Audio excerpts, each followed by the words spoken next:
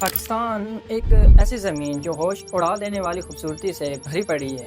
Indus کی پرانی وادیاں، ہمالیہ کے اونچے پہاڑ اور وہ مضبوط لوگ جو بادشاہتوں اور تباہیوں کے باوجود مضبوطی سے کھڑے رہے۔ لیکن آخر کیا وجہ بنی کہ ایسے مضبوط لوگ ہونے کے باوجود پاکستان میں آج 24 کروڑ عوام میں سے لگ بھگ 45% لوگ غریبی کی زنجیروں میں جکڑے ہوئے ہیں، جو ہر دن صرف 1000 روپے سے کم پیسوں میں اپنی زندگی گزارتے ہیں۔ اور ایکسٹریم پاورٹی یعنی وہ لوگ جو 3 وقت کا کھانا بھی بڑی مشکل سے کھاتے ہیں، ان کی ریشو 5% سے بڑھ کر 16% تک پہنچ چکی ہے۔ کیا اس انیکوالٹی اور غریبی کے پیچھے ہمارا سسٹم یا مافیاز ہیں، یا پھر یہ ہماری اپنی قسمت کا کھیل ہے؟ Under this new threshold, Pakistan's poverty rate has surged to 44.7%, up from 39.8%. Nearly 45% of Pakistanis now live in poverty, according to alarming new data from the World Bank.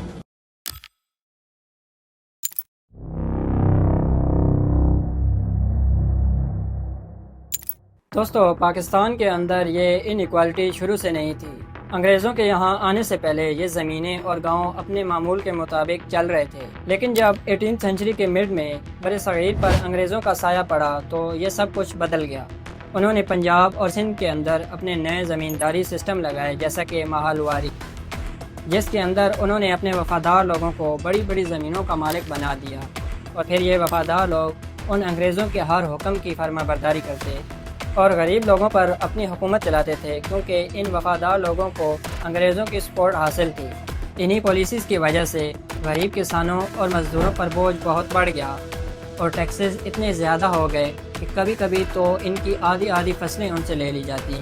جو اناج ان غریب کسانوں کے بچوں کا حق تھا اور انہیں کھلانا چاہیے تھا، وہ ان انگریزوں کے جہازوں پر لوڈ کر کے لندن بھیج دیا جاتا، اور جو کسان یہ ٹیکسز ادا نہیں کرتے تھے انہیں قرضوں میں ڈبو دیا جاتا، اور پھر وہ قرض اتارنے کے لیے ان کے بیوی بچے تک کھیتوں میں کام کرتے رہتے۔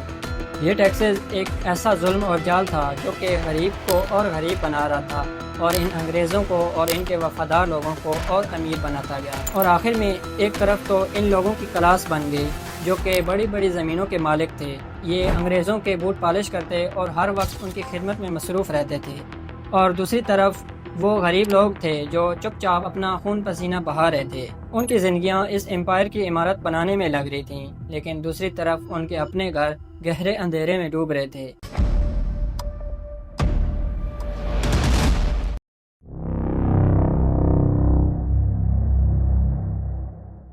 پاکستان کے اندر 20 سینچری کے شروع میں ایک خاموش انقلاب کا وعدہ کیا گیا۔ نام تھا مائکرو فائنینس لون، جس کا کام تھا غریبوں کو چھوٹے قرض دینا اور انہیں غریبی سے نکال کر خود مختاری دینا۔ آئیڈیا بڑا سمپل تھا کہ وہ لوگ جو کہ کبھی بینک کے دروازے تک بھی نہیں گئے، انہیں بھی ایک چانس دیا جائے تاکہ وہ بھی اپنا چھوٹا کاروبار شروع کر سکیں۔ اس ویژن کی جڑ بنگلہ دیش کے گرامین بینک ماڈل سے آئی۔ جب یہ ویژن 20 سینچری کے شروع میں پاکستان پہنچا تو لوگوں نے اسے امید کی کرن سمجھا، خاص کر ان غریب عورتوں اور گاؤں کی فیملیز نے جن کا گزر بسر پہلے ہی بڑے مشکل تھا۔ خوشحالی بینک جو کہ ایشین ڈیولپمنٹ بینک کی سپورٹ سے بنا تھا، اور اخوت جو کہ اسلامک انٹرسٹ فری ماڈل پر چلتی تھی، انہوں نے لوگوں کو نئے کاروبار، سیلف ریلائنس اور خود مختاری کے نئے خواب دکھائے۔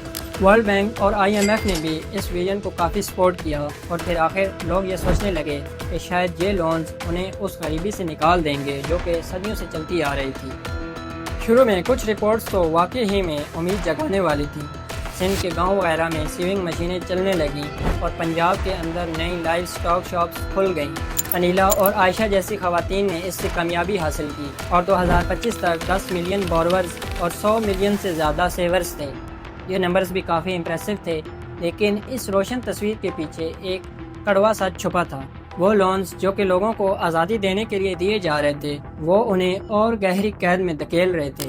ہائی انٹرسٹ ریٹس جو کہ کبھی کبھی 30% سے بھی اوپر چلے جاتے ہیں۔ اس کے بعد ہڈن فیسز، ویکلی ری پیمنٹس اور ہارڈ ڈیڈ لائنز۔ اگر فصل خراب ہو گئی یا سیلاب آ گیا تو لون لینے والے کو کوئی چھوٹ نہیں۔ آنے والے کچھ ہی وقت میں پنجاب اور سندھ سے خوفناک کہانیاں سامنے آنے لگی۔ کبھی کبھی تو عورتوں کو یہ لونز چکانے کے لیے اپنے گھر تک بیچنے پڑتے۔ اب ذرا سنیں فاطمہ نامی لڑکی کی کہانی، جو کہ سندھ کے ایک گاؤں میں سیونگ کا کام کرتی تھی۔ اس نے اخوت سے لون لے کر اپنی ایک سیونگ مشین خریدی۔ اس کا کاروبار تو شروع ہو گیا، اور وہ خوشی خوشی اپنا کام کرنے لگی، لیکن جب 2022 کے اندر سیلاب آیا تو اس کا سب کچھ ڈوب گیا، اور پھر جب اخوت نے اس سے لون واپس مانگا تو اس کے پاس ری پیمنٹ کے پیسے نہیں تھے، لیکن اخوت کی ویکلی ڈیمانڈ تو ویسے کی ویسے ہی رہی۔ پھر آہستہ آہستہ فاطمہ سوچنے لگی کہ یہ لونز تو انہیں آزادی دینے کے لیے تھے، لیکن وہ تو کسی اور گہرے قرض میں ڈوب چکی ہے۔ اور یہ کہانی صرف فاطمہ کی نہیں ہے، بلکہ پنجاب میں بھی رپورٹس کے مطابق 50 سے 70% خواتین کا لون ان کے شوہر استعمال کرتے ہیں، اور ری پیمنٹ کا بوجھ انہیں خواتین کے سر پڑتا ہے۔ وعدہ کیا گیا تھا خود مختاری، بزنس گروتھ اور غریبی کم کرنے کا، لیکن اصل میں غریبی اور بڑھ گئی اور کافی عورتیں پہلے سے زیادہ ہیلپ لیس ہو گئیں۔ اب سوال یہ ہے کہ کیا یہ مائکرو فائنینس غریب کی مدد کرنے کے لیے بنایا گیا تھا، یا پھر یہ ایک اور بزنس ہی ہے جو کہ غریبوں کی پریشانیوں سے اپنا پروفٹ کماتا ہے؟ اگر یہ مائکرو فائنینس اپنا وعدہ توڑ چکا ہے تو پاکستان کو ایک اور کہانی لکھنی ہوگی، ایک ایسی کہانی جہاں لون صرف نمبرز نہ ہوں بلکہ واقعی ہی میں کسی غریب کی زندگی سدھاریں، نہ کہ صرف ان کی پریشانیوں سے اپنے پروفٹس کمائیں۔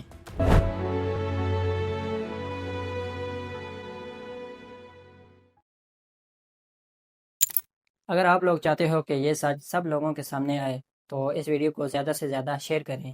شکریہ، اللہ حافظ۔